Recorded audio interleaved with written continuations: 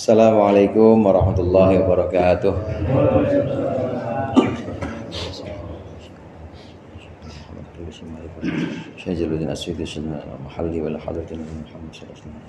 Al-Fatihah.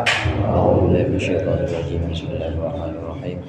Alhamdulillahirabbil alamin. Ar-Rahmanir Rahim. Maliki yaumiddin. Iyyaka na'budu wa iyyaka nasta'in. Ihdinas siratal mustaqim. Shiratal ladzina an'amta 'alaihim ghairil maghdubi 'alaihim waladdallin. Amin. Bismillahirrahmanirrahim. Alhamdulil muallimid tullabi wa musahhilil khairi liman yata'allamu. Thumma assalatu wassalamu 'alan nabi wa alihi wa sahbihi jayudhamu. Ya Rabbana kaffir 'anna dhunubana wa walidina wa liman huwa muslimu. Nad'uka Allahumma ilman nafi'a min yawmina ilal hisabi yaqumu. Amin amin amin wa ya fattahu. Amin amin amin wa ya alimu. Bismillah walhamdulillah wassalatu wassalamu ala sayyidina Muhammadir Rasulillah wa ala alihi wa ashabihi wa man tabi'a hudah wa la hawla wa la quwwata illa billah. Amma ba'du. Segenap para sesepuh, para ustadz, para hujjaj, hadirin jamaah Majelis Taklim Masjid Al-Ikhlas yang dimuliakan oleh Allah. Alhamdulillah malam hari ini kita berkumpul kembali untuk melanjutkan pengajian kitab Tafsir Jalalain sampai pada surat Az-Zumar. Surat Az-Zumar tepatnya di ayat keempat yang nanti akan kita baca.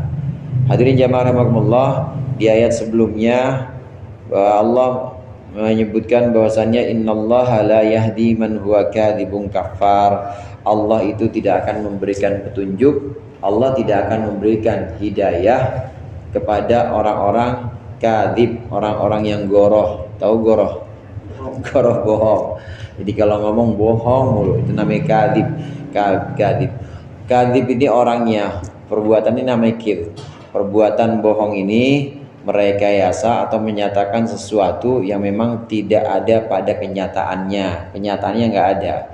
Ya udah jelas-jelas yang namanya awan itu putih, dia bilang awan itu rada hijau misalnya, namanya goroh. Kadzib, dan dibiasakan terus begitu. Kafar juga begitu. Kafar itu orang-orang yang ingkar. Orang yang tidak akan mendapatkan petunjuk dari Allah, ini adalah orang-orang yang ingkar kepada nikmat-nikmat Allah. Ingkar kepada nikmat Allah artinya memang benar-benar tidak mau tunduk kepada Allah, nggak bakal dapat hidayah. Dan juga orang yang kadzib, yaitu orang yang mengucapkan kepada Allah, untuk Allah mengucapkan sesuatu yang tidak layak. Di antaranya pembahasan kemarin itu ucapan orang-orang musyrik Mekah yang mengatakan bahwa Allah punya anak, atau orang musyrik Mekah, dan anak Allah itu perempuan.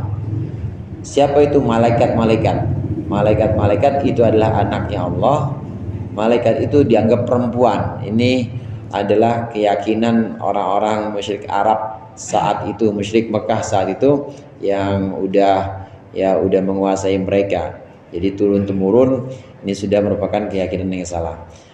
Jadi Allah dianggap punya anak, anaknya perempuan, malaikat itulah anak Allah. Lah kenapa Allah nggak milih yang lain? Nggak milih orang Ledak Wangi kali gitu ya?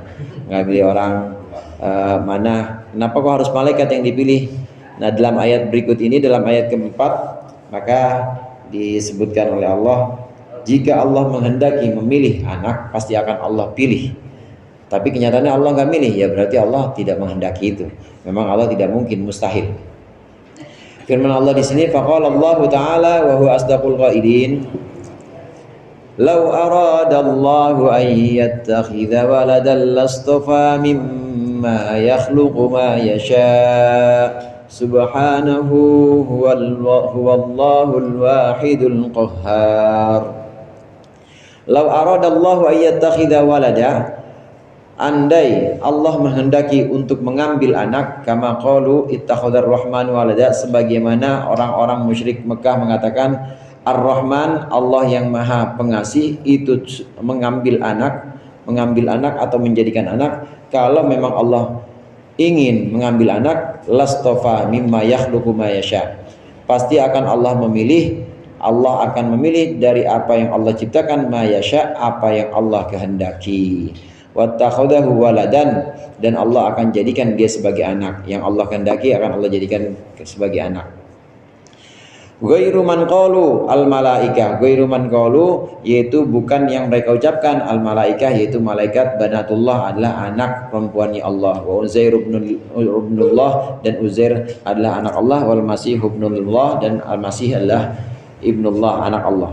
Subhanahu, maha suci Allah, tanzihan lahu, mensucikan untuk Allah, anittikhadil waladi, dari mengambil anak. Wallahul wahidul qahar, dialah Allah yang maha esa, Allah yang maha satu, al-qaharu, yang maha menang atau maha menaklukkan, li khalqihi, kepada makhluk-makhluknya. Yang pertama di sini yang akan kita bahas, pertama di sini ada yang namanya analogi, atau ada yang namanya kias. Kias di sini yang dimaksud adalah silogisme, atau silogisme nanti saya sampaikan di sini. Ada yang namanya kiasnya kias istisnai, silogisme pengecualian. Di sini sebutkan apabila Allah pengen ambil anak, maka pasti Allah milih sesuai yang Allah kehendaki. Nah, kenyataannya ada nggak yang Allah pilih? Nggak ada. Berarti Allah nggak pengen ambil anak. Contoh lainnya begini, misalnya, andai hujan itu turun dari tanah, andai hujan itu turun dari tanah, maka saya akan mandi dari tanah juga, mandi dengan tanah juga.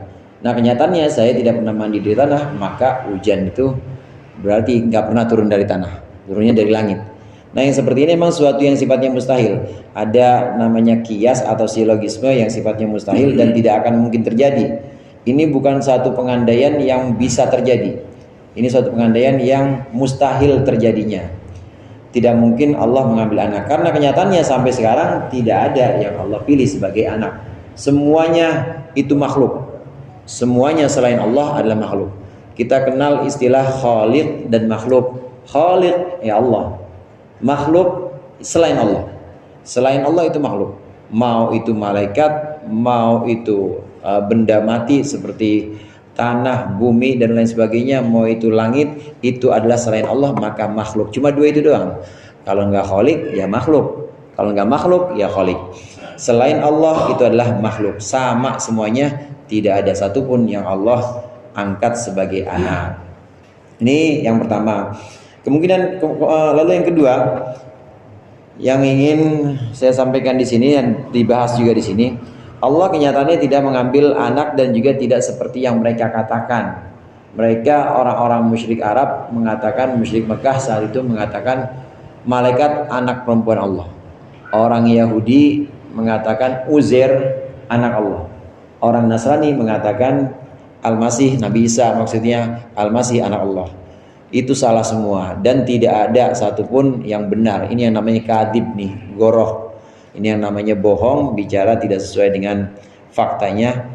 Itu semua adalah perkataan-perkataan yang bohong. Allah tidak pernah menjadikan malaikat sebagai anak, dan malaikat juga bukan perempuan juga. Allah tidak pernah menjadikan Isa sebagai anak. Allah tidak pernah menjadikan Uzair juga sebagai anak. Jadi semua di sini dibantahkan. Kemudian yang ketiga yang bisa kita ambil di sini, yang namanya anak itu, Pak, anak itu pasti sifatnya baru sifatnya. Dalam pembahasan tauhid itu ada sifat yang namanya huduts. Huduts itu sifat baru. Nah, yang punya sifat namanya hadits. Yang punya sifat namanya hadits, panjang. Nah, sedangkan Allah ini punya sifat qidam. Allah qadim. Allah qadim artinya terdahulu. Qadim itu tidak ada awal, nggak ada awalnya. Nah, sedangkan hadis ini ada awalnya. Kalau anak kira-kira ada awalnya nggak, Pak? Ada. Kalau Allah ambil anak, itu pasti antara anak dengan Khalik yang mengambil antara anak dengan Tuhan. Ini Tuhan misalnya, kalau Tuhan itu atau Khalik, kalau pencipta itu mengambil anak, ini pasti ada kesamaan jenis antara Khalik dengan anak itu yang dia jadikan sebagai anak. Pasti ada kesamaan jenis, pasti dari jenis yang sama, pasti dari jenis yang sama. Nah, tadi saya katakan kalau jenisnya anak itu hadis, jenisnya anak itu baru, berarti Khalik baru juga, dan ini mustahil. Yang namanya Khalik, pencipta, mustahil dia baru. Kalau ada pencipta itu baru, maka dia tidak bisa disebutkan sebagai Tuhan. Pasti ada yang menciptakan lagi. Maka setiap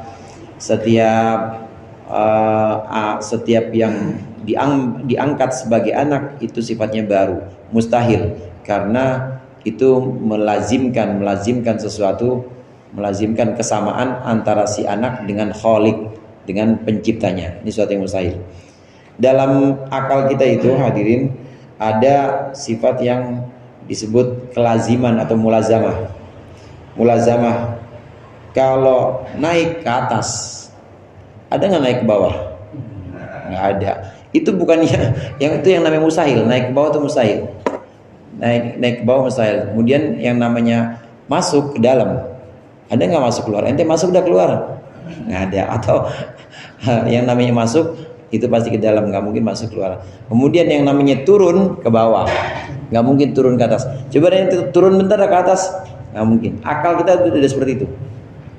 Ada dalam akal kita yang kita hukumi sebagai mustahil akli, mustahil secara akal. Termasuk dalam pembahasan kita yang sebelum juga, mustahil secara akal itu misalnya keseluruhan lebih kecil dibanding sebagian, mustahil. Keseluruhan pasti lebih besar dibanding sebagian, itu mustahil. Begitu juga adanya anak, ini mustahil untuk Allah, untuk Tuhan. Karena kalau anak itu ada, berarti anak punya sifat hudus atau hadis. Hadis itu artinya baru. Biasanya sifat anak sama dengan sifat bapaknya. Berarti kalau begitu Khalik itu juga hadis juga, dan ini mustahil. Mustahil Allah atau Tuhan itu baru. Kalau Tuhan itu baru, asalnya tidak ada. Baru itu asalnya tidak ada kemudian jadi ada. Hadis atau baru asalnya tidak ada kemudian jadi ada. Itu berarti ada yang mengadakan, dan ini mustahil. Ini mustahil secara akal. Ini bukan mustahil secara nakli atau bukan mustahil secara Al-Quran. Ini kita bicara ini aklan wa naklan, bicara ini secara akli maupun secara nakli. Kalau secara nakli jelas Allahu la ilaha illa huwal hayyul qayyum, atau yang paling sering kita dengarkan qul huwallahu ahad Allahus samad lam yalid wa lam yulad. Dan jelas itu secara nakli. Secara nakli dalil-dalilnya udah. Cuma kan kita bicara nggak cuma sama orang sama Islam aja. Kita kadang-kadang bicara tidak sama saudara-saudara yang memang satu keyakinan dengan kita. Kadang-kadang kita bicara dengan orang yang non muslim juga. Nah, cara mendialogkan ini cara kemudian mendialogkan atau mendiskusikan ini adalah dengan cara akli, dengan cara logis, logika atau cara-cara logis. Seperti tadi yang namanya baru itu asalnya tidak ada kemudian jadi ada, namanya baru. Kalau Tuhan nggak mungkin baru. Kalau Tuhan asalnya tidak ada kemudian ada, berarti ada yang mengadakan. Karena sebuah ketiadaan itu nggak mungkin ada sendiri. Ya, bingung dah. Itu yang namanya hadits atau hudud sifatnya. Nah, kemudian di sini lastafa mimma yakhluqu ma yasha subhanahu huwallahul wahidul qahhar. Huwallahul wahidul qahhar, dialah Allah yang maha esa, yang maha satu, tunggal esa satu. Kalau tunggal itu nggak ada kembarannya, udah nggak ada kembarannya. Kalau tunggal berarti dia sendirian, dalam sifatnya sendirian, nggak ada duanya, dalam perbuatannya juga sendirian, nggak ada duanya. Kemudian dalam asma'nya juga sendirian. Jadi tunggal dalam zat, dalam sifat, dan dalam perbuatan. Itu Allah Al-Wahid, tunggal. Wahid bisa dikatakan tunggal begini. Contoh, ada satu sesuatu yang bisa saya sebutkan sebagai tunggal. Apa itu? Ada. Bahasa Arabnya ada tuh wujud. Saya tanya Bapak-bapak sekarang. Pasangannya ada itu apa? Apa? Tidak ada. Tapi ada apa enggak? Enggak ada. Ya berarti kalau gitu ada apa enggak? Ada pasangannya enggak, Pak? Pasangannya ada apa? Berarti enggak ada pasangannya kan? Enggak ada. Ya udah enggak ada. Ya begitu. Pasangannya ada, bukan berarti tidak ada itu adalah pasangannya ada, bukan. Karena yang namanya tidak ada, ya tidak ada, nggak bisa dikabarkan. Al-adam la yukhbaru. Ketiadaan itu nggak bisa dilukiskan, atau ketiadaan itu nggak bisa diceritakan apa-apa, namanya nggak ada. Jadi ada itu bisa kita ada di sini atau wujud di sini bisa dikatakan sesuatu yang sifatnya itu unik atau wahid di sini. Wahid artinya tunggal, nggak ada pasangannya. Wahid itu wujud itu tunggal, wujud itu satu karena dia nggak punya pasangan. Dia tidak punya pasangan. Kalau dikatakan pasangannya ada adalah tidak ada, padahal tidak ada itu tidak pernah ada. Yang namanya tidak ada tidak bisa dikabarkan. Tidak ada, tidak ada. Jadi ada itu tidak punya pasangan. Ya udah, ada itu satu-satunya. Di luar ada, ya nggak ada. Namanya nggak ada, nggak ada. Jadi sifatnya wahid. Ini sifat Allah yang wahid fil dzat, wahid fil sifat. Allah itu tunggal, Allah itu esa dalam zatnya, dalam sifatnya, dan juga dalam perbuatan-perbuatannya. Nggak ada bandingannya, nggak ada pasangannya, nggak ada yang menyerupainya. Kemudian Al-Qahhar, Allah yang maha menaklukkan. Dikaitkan dengan yang sebelumnya, bahwasannya Allah itu tidak mungkin mengambil anak. Kalau Allah mengambil anak, pasti Allah pilih yang Allah kehendaki. Kalau Allah mengambil anak, pasti Allah tidak punya sifat qahhar. Padahal Allah punya sifat qahhar. Qahhar itu artinya maha menundukkan, maha menaklukkan. Kalau Allah ngambil anak, berarti dia butuh. Mau anak kandung ke, mau anaknya anak angkat, apa namanya, adopsi ya, adopsi. Mau anaknya anak kandung, maunya anak adopsi. Kalau orang udah mungut anak, berarti dia ada kebutuhan. Udah ada kebutuhan. Nggak punya anak nih, bang, saya nggak punya anak, mau ngapain? Mau ini adopsi. Berarti dia merasa pengen dan butuh punya anak. Nah Allah nggak ada butuh-butuhnya. Allah orang butuh. Allah nggak butuh yang namanya ngambil anak begitu, nggak butuh. Ini yang namanya qahhar, yang namanya menang, menundukkan, maha menundukkan, maha menaklukkan, yang namanya Allah. Kalau Allah maha menundukkan, maha menaklukkan, qahhar terhadap seluruh makhluknya, maka tidak ada satupun makhluk yang Allah pilih jadi anaknya. Semuanya makhluk lemah semuanya, nggak ada yang diutamakan oleh Allah. Nah sifat-sifat yang seperti ini, sifat-sifat seperti Al-Wahid, Al-Qahhar, nah kemudian kita kaitkan dengan hukum-hukum yang ada dalam konsepsi akal kita, maka ini muncul jadi sebagai suatu keyakinan atau akidah. Karena akidah itu bisa pakai dalil nakli seperti lam yalid wa lam yulad tadi misalnya, bisa pakai dalil akli. Akidah memang harus pakai dua itu, Pak. Harus pakai dalil akli dan nakli. Kalau ibadah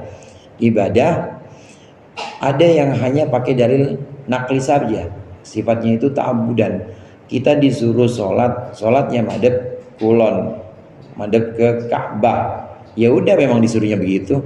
Mau kita renungkan, mau kita cari alasan yang gimana pun nggak bakal ada ya. Mungkin nunduk dan nurut aja. Ibadah ada yang seperti itu. Dalam ibadah seperti itu, nakli aja kita. Nakli menukil dari Al-Quran, menukil dari hadis, meniru Nabi, itu yang namanya ibadah. Tapi kalau akidah harus dua. Akidah harus nakli juga, akal juga. Karena kalau kita yakin, akidah kan artinya keyakinan. Kalau kita yakin tapi tidak melalui penalaran akal, maka keyakinan kita lemah. Harus pakai akal, harus menggunakan akal. Contoh-contoh seperti tadi, yang namanya seperti yang pernah sering kita bahas dalam pembahasan tauhid atau akidah. Di dalam pikiran kita itu harus ada pembagian, jadi dikasih semacam ini, semacam bagian-bagian. Kalau di itu folder-folder. Jadi ini folder yang mustahil mana, yang wajib mana, yang jaiz atau mungkin mana, yang jaiz secara akal mana, yang wajib secara akal mana, yang mustahil secara akal mana. Yang mustahil secara akal itu lawannya wajib. Itu harus dikelompokkan seperti itu. Kejadian-kejadian atau ayat-ayat dan tanda-tanda kekuasaan Allah yang Allah sebutkan dalam Al-Quran, seperti membangkitkan orang yang sudah meninggal, kemudian membangkitkan orang yang sudah mati nanti, kemudian menghancurkan dunia pada waktunya. Ini adalah sesuatu yang sifatnya jaiz secara akal, bukan mustahil. Yang mustahil itu tadi, yang mustahil itu kayak masuk keluar itu mustahil, atau naik ke bawah itu mustahil. Nah, selain itu kejadian-kejadian yang luar biasa yang sifatnya khariq lil adah, ini hukumnya adalah jaiz secara akal. Cuma akal kita kurang akrab, akal kita itu merasa asing gitu ya. Tapi jaiz dan boleh.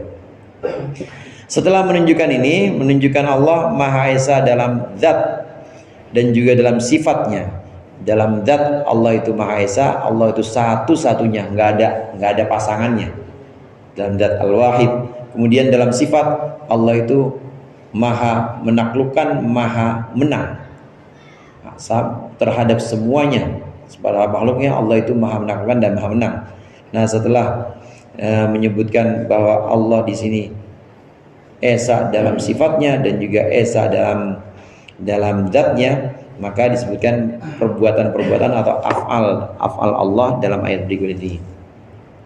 Khalaqas samawati wal arda bil haqq yukawwirul laila 'alan nahari wa yukawwirun nahara 'alal lail wa sakhkhara asy-syamsa wal qamar kullun yajri li ajalin musamma ala huwal azizul ghaffar. Ada zat, ada sifat, ada af'al. Yang zat itu zat Allah. Allah Esa atau Allah wahid fi zat.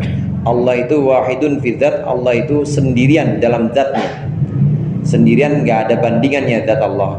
Kemudian Allah juga wahidun fi sifat. Allah, sifat-sifat Allah itu sendirian, nggak ada yang punya sifat-sifat seperti itu.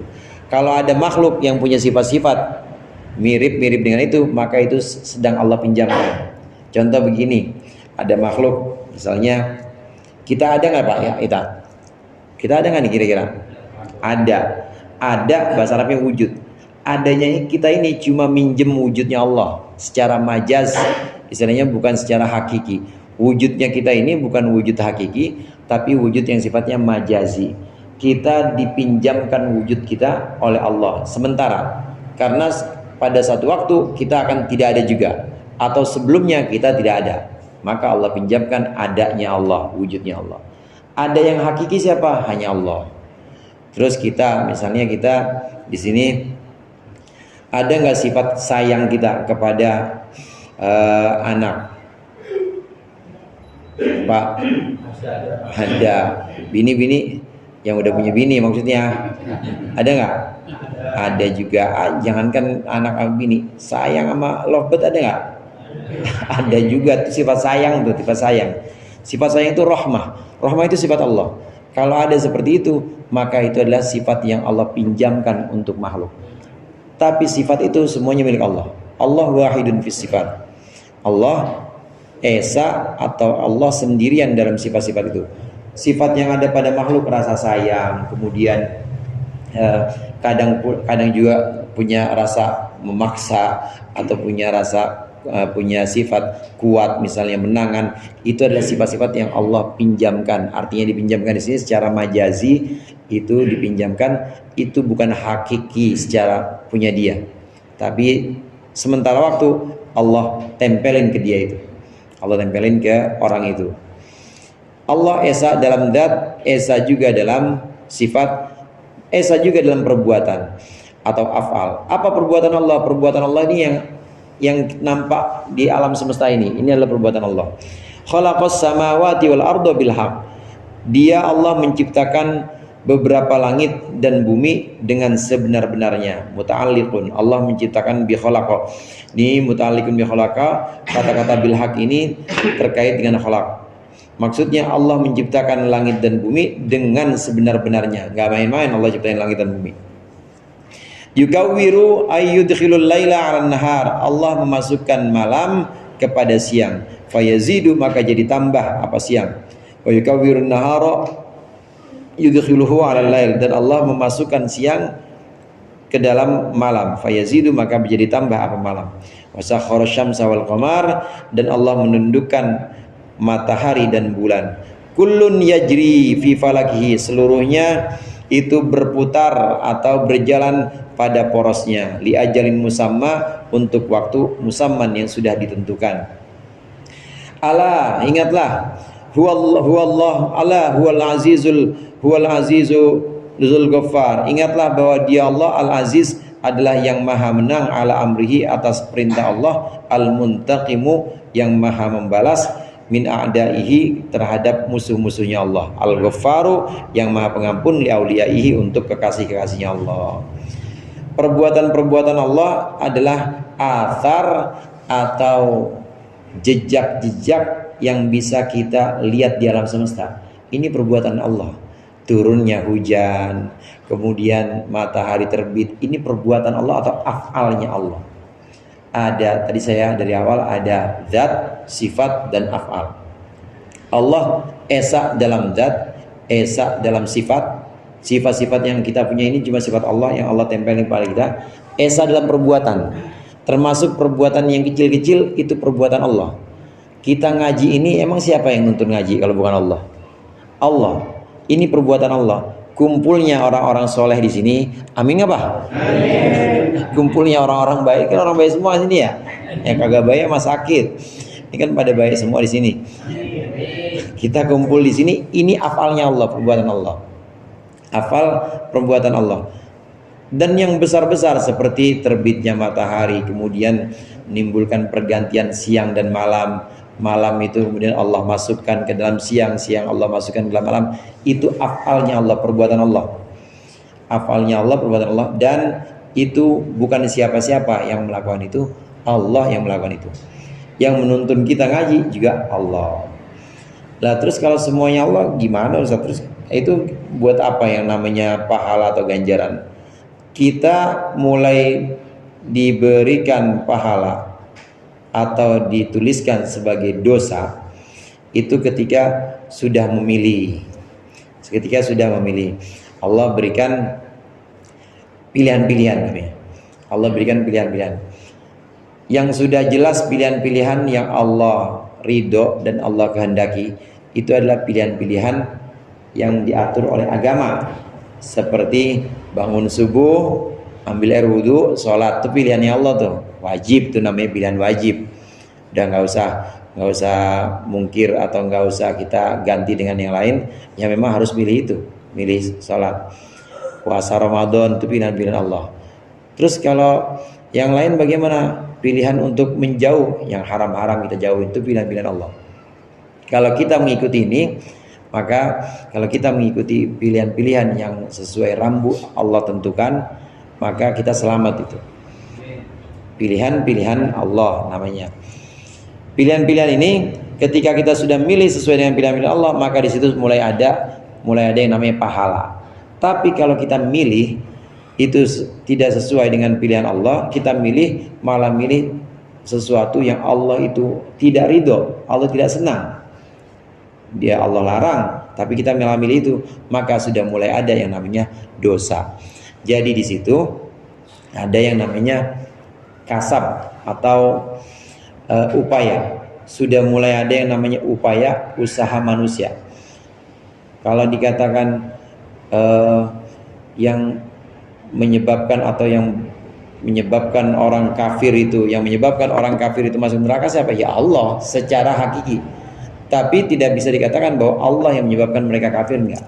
Karena sebelum itu mereka sudah menentukan. Nih ada yang namanya iman, ya iman kepada Nabi Muhammad.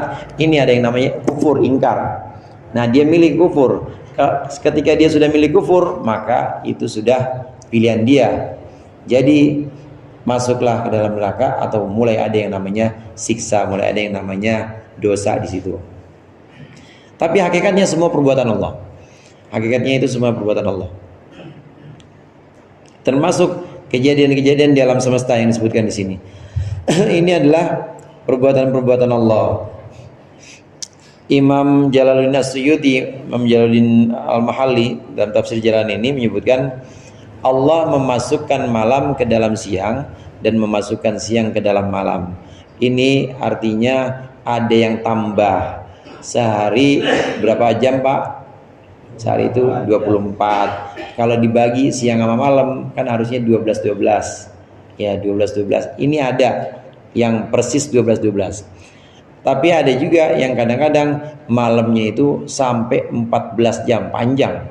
Siangnya cuma sebentar, cuma 10 ada. Ada juga yang malamnya itu cuma 10 jam, pendek banget. Ya, jadi maghribnya itu jam setengah 7 kurang, atau jam 6.20 maghrib. Nah subuhnya jam 5 kurang 5 misalnya, 5 kurang 5, kan malamnya panjang, siangnya dikit. Ini bukti kekuasaan Allah. Allah memasukkan malam ke dalam siang, masukkan siang ke dalam malam. Allah juga menundukkan matahari dan bulan. Hadirin jamaah rahimakumullah, kawwara yukawwiru, ini fiilnya fiil mudhari. Fiil mudhari itu sesuatu pekerjaan yang dilakukan terus-menerus. Suatu pekerjaan yang dilakukan terus-menerus. Kalau disebutkan yukawwirul laila 'alan nahar wa yukawwilun nahara 'alal lail, Allah memasukkan malam ke dalam siang dan memasukkan siang ke dalam malam, itu artinya sekarang sudah berlangsung, sekarang sedang berlangsung dan terus berlangsung, terus yukawwirul lail dan nahar. Karena fi'il mudhari punya makna tadi itu, makna at-tajaddud wal istimrar, punya makna terus-menerus. Beda dengan wasakhara syamsa wal qamar, Allah menundukkan matahari dan bulan. Matahari dan bulan ini pakai fiil sakhara. Fiilnya yaitu fiil madi. Artinya dari dulu, sejak dulu matahari dan bulan itu Allah tundukkan untuk kemaslahatan kita. Matahari dan bulan Allah tundukkan untuk kemaslahatan kita, makhluknya Allah. Karena kalau tidak Allah tundukkan, maka matahari dan bulan itu bisa lepas dari porosnya, lepas dari falak. Falak itu poros atau peredarannya masing-masing. Sejak dulu Allah tundukkan demi kemaslahatan. Karena dunia ini kan tempatnya mafsadah atau tempatnya kerusakan. Dunia ini tempatnya segala sesuatu yang sifatnya rusak dan kurang. Untuk menjaga kemaslahatan supaya tidak rusak, maka Allah tetapkan hukum-hukumnya. Di antara hukum-hukum Allah kadang-kadang disebutkan dengan sunnatullah. Di antara hukum-hukum Allah adalah menundukkan matahari, menundukkan bulan, dan menundukkan benda-benda yang ada di langit. Karena kalau tidak ditundukkan, maka kemaslahatannya hilang, artinya bisa hancur semua, dan kita bisa mati semuanya. Karena setiap benda itu menurut para astronom itu, setiap benda di langit punya gravitasi. Makin besar benda itu, maka makin besar gravitasinya, makin besar daya tariknya. Matahari itu punya gravitasi. Ini kalau nggak Allah tundukkan, kalau tidak Allah tundukkan, bulan juga tidak Allah tundukkan, termasuk benda-benda yang lain tidak Allah tundukkan, matahari cukup segini aja, kemudian gravitasimu nggak usah terlalu kencang matahari ini, dan dia bisa berjalan, bumi muter, beredar, kemudian planet yang lain, Mars, Pluto, ini sudah Allah tundukkan seperti itu aja, satu putaran setahun. Terus begitu Allah tunjukkan ila ajalim musamma, sampai batas waktu yang Allah tetapkan. Artinya nanti ada waktu di mana Allah sudah lepas ketundukan itu. Matahari kemudian sudah daya tariknya terhadap bumi udah hilang atau udah habis, dan bumi kemudian terpental misalnya, udah nggak ada di porosnya. Yang harusnya benda langit itu kan begini Pak. Misalnya ini matahari. Ini kan kenapa bumi bisa muter begini terus? Karena memang matahari punya daya tarik. Begitu dia sudah lepas, mental bumi misalnya, mental karena sudah tidak Allah tentukan lagi. Mataharinya sendiri itu juga sudah terpental lagi atau sudah meledak. Para astronom menyebutkan matahari itu nanti akan beberapa ya pokoknya nanti pada satu masa ada saat dimana matahari akan membakar bahan bakarnya sendiri. Jadi bahan bakar sendiri akan dibakar, ya. Jadi bukan untuk memberikan pancaran atau sinar, bukan, tapi justru membakar bahan bakarnya buat meledakkan diri. Buat meledakkan diri itu ada waktunya seperti itu. Ini berarti sudah tidak Allah tundukkan. Artinya memang udah waktunya dunia itu hancur. Udah waktunya dunia itu hilang. Untuk apa dunia hilang? Untuk akhirat. Kiamat kemudian akhirat. Kenapa akhirat nggak ada tunduk-tundukan gitu lagi? Maksudnya Allah nggak menundukkan lagi. Karena di akhirat udah maslahat semua. Di akhirat itu sudah tidak ada yang perlu ditundukkan karena udah baik-baik aja nanti di akhirat. Di akhirat itu semuanya sudah maslahat. Di dunia kenapa harus ada seperti ini? Karena memang dunia itu tempatnya kekacauan, tempatnya kerusakan, maka harus Allah tundukkan sesuai dengan waktu yang sudah Allah tentukan. Ayat ini ditutup ala huwal azizul ghaffar. Ingatlah bahwa Dia Allah yang Maha Menang. Al-Aziz di sini artinya Maha Menang dan Maha Mengampuni. Dua sifat digabungkan atau disandingkan. Allah Maha Perkasa, Maha Menang, Maha Mengalahkan terhadap musuh-musuhnya. Tapi Allah Ghaffar, Maha Pengampun kepada kekasih-kekasihnya. Al-Azizul Ghaffar, terhadap musuh-musuhnya Allah Maha Menang, terhadap kekasih-kasihnya Allah Ghaffar, Maha Mengampuni. Maha Mengampuni. Khalaqakum min nafsin wahidatin thumma ja'ala minha zawjaha wa anzala lakum minal an'ami thamaniyata azwaj. Khalaqakum. Allah menciptakan kalian min nafsi wahidatin dari satu jiwa. Dari satu jiwa ay Adam, maksudnya Nabi Adam.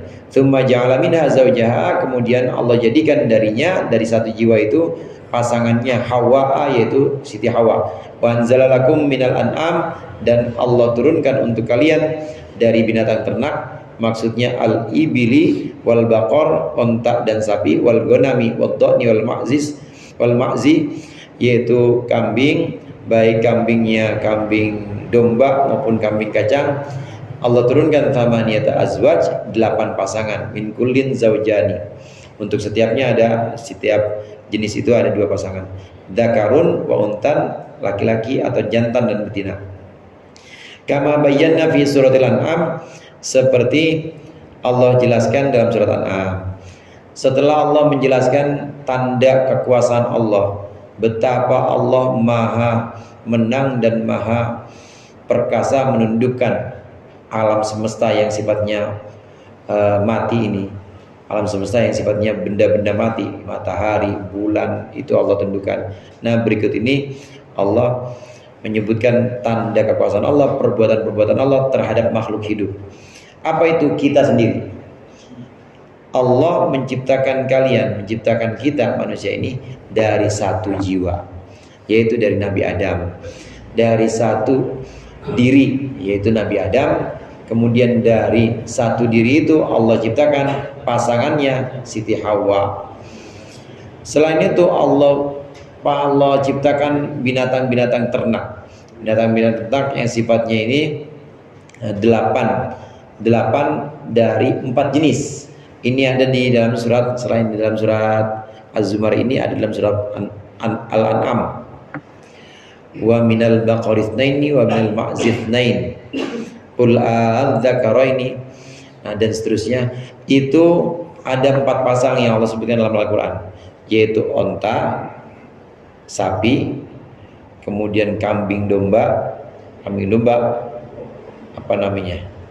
Ya, itu ada sebutannya kambing domba. Satu lagi kambing kacang, kambing biasa. Nah, masing-masing punya pasangan, yaitu jantan dan betina. Berarti 8. Ada 4 jenis, kemudian 2 laki dan betina dijadikan dua dzakar wa unta, makanya jadi 8 jenis. Ini 8 jenis yang sering Allah sebutkan dalam Al-Qur'an. Ini juga hadirin yang jadi binatang yang boleh dikorbankan. Binatang yang boleh dikorbankan ya cuma ini doang. Sapi, unta, kemudian kambing. Kambing ada 2 macam, yaitu domba atau kambing biasa, kambing kacang, kambing Jawa. Yang lain nggak bisa dikorbankan. Ada korban ayam, ya namanya bukan korban, namanya opor. Ya kalau mau dibuat ayam itu kecap jadinya buat berkah, bukan buat korban. Dan ini juga binatang-binatang yang dikeluarkan zakatnya. Binatang-binatang yang dikeluarkan zakatnya ya cuma ini aja, cuma 4 ini aja. Unta, sapi, kambingnya itu ada 2 jenis, baik domba maupun kambing kacang. Ini 4 hewan yang sering Allah sebut.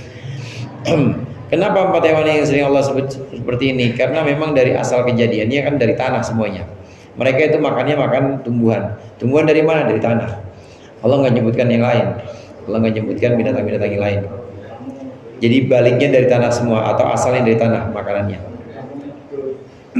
Ini kejadian manusia dan kejadian hewan ternak, kekuasaan Allah, termasuk af'al atau termasuk perbuatan-perbuatan Allah. Yang menarik di sini, yakhluqu fi butuni ummahatikum khalqan min ba'di khalqin fi dhulumatin thalath. Allah menciptakan kalian dalam perut ibu kalian, khalqan min ba'di khalqin, satu bentuk demi satu bentuk yang lainnya, atau satu bentuk setelah bentuk yang lainnya. Ay nutfan tsumma alaqatan tsumma alaqan tsumma mudghah. Asalnya itu sperma, kemudian dijadikan segumpal darah, kemudian dijadikan daging. Ini Allah ciptakan kita semua dalam perut ibu kita, fi dzulumatin thalath, dalam kegelapan yang 3 atau 3 kegelapan. Al-Quran sudah menyebutkan. Kalau saya bayangin zaman dulu itu belum ada USG kan ya. Yang boro-boro dokter juga ya, kalaupun ada tip atau kedokteran, ada pengobatan, nggak secanggih itu. Tapi Al-Quran sudah menyebutkan ini ada 3 kegelapan dalam perut seorang ibu ketika dia mengandung. 3 kegelapan itu apa? Dzulumatun thalath, fi dzulumatin thalath di Al-Quran. 3 kegelapan itu menurut hadis, yang pertama dzulmatil batni, yaitu perut, kegelapan perut, lapis pertama. Wa dzulmatir rahimi, kegelapan rahim. Ini kulit yang kedua atau lapisan yang kedua. Wa dzulmatil masyimah, dan plasenta atau ari-ari atau plasenta. Jauh sebelum kedokteran menemukan ini, Al-Quran sudah menyebutkan bahwa Allah menciptakan kalian di dalam perut ibu kalian, bentuk demi bentuk berubah, sperma, kemudian jadi segumpal darah, kemudian jadi daging. Ini Allah ciptakan dalam 3 lapisan kegelapan. Pertama, kegelapan perut, lapisan perut yang pertama, ya lapisan perut yang luar itu dari ibu kita. Kemudian lapisan yang kedua, kalau perempuan punya rahim, perempuan punya rahim, itu lapisan kedua, rahim lain lagi. Kemudian lapisan yang ketiga itu adalah plasenta atau ari-ari. Ari-ari atau plasenta itu juga sebuah lapisan yang melindungi janin. 3 kegelapan ini sudah disebutkan dalam Al-Quran sebelum orang-orang modern menyebutkan. Dzalikumullahu rabbukum lahul mulku la ilaha illa huwa fanna tusrafun. Demikianlah Allah Tuhan kalian, lahul mulk, hanya milik Allah kerajaan, la ilaha illa huwa, tidak ada Tuhan selain Dia, fanna tusrafun. Maka bagaimana kalian bisa dibengkokkan, bagaimana kalian bisa dipalingkan an ibadatihi, dari menyembahnya, ila ibadati ghairihi, kepada penyembahan yang lain. Dari penyebutan ini, kalau udah tahu bahwa Allah Maha Kuasa, kita dari dulu dijagain sama Allah dari perut ibu kita. Emang bapak kita ngapain aja waktu kita dalam perut? Emang bantu jagain dari luar itu, dijagain perut bininya? Kan kagak. Allah yang jaga. Begitu lahir, Allah jaga melalui sayangnya ibu kita. Kalau udah tahu begitu, fa anna tusrafun. Kok bisa kalian berpaling kepada Allah? Itu maksudnya. Kok bisa kalian kemudian menyekutukan Allah? Kok bisa kalian menjadikan selain Allah sebagai sandaran? Padahal Allah yang dari dulu ngurusin kalian. Nah, ini teguran terakhir untuk orang-orang kafir dan juga tentunya untuk kita. Siapa lagi kalau bukan Allah yang kita jadikan tempat bersandar? Karena Allah yang dari dulu itu ngurusin dan memperhatikan kita. Wallahu a'lam bishawab. Mudah-mudahan bermanfaat. Lebih kurangnya saya mohon maaf. Wallahul muwaffiq ila aqwamit thoriq. Wassalamualaikum warahmatullahi wabarakatuh.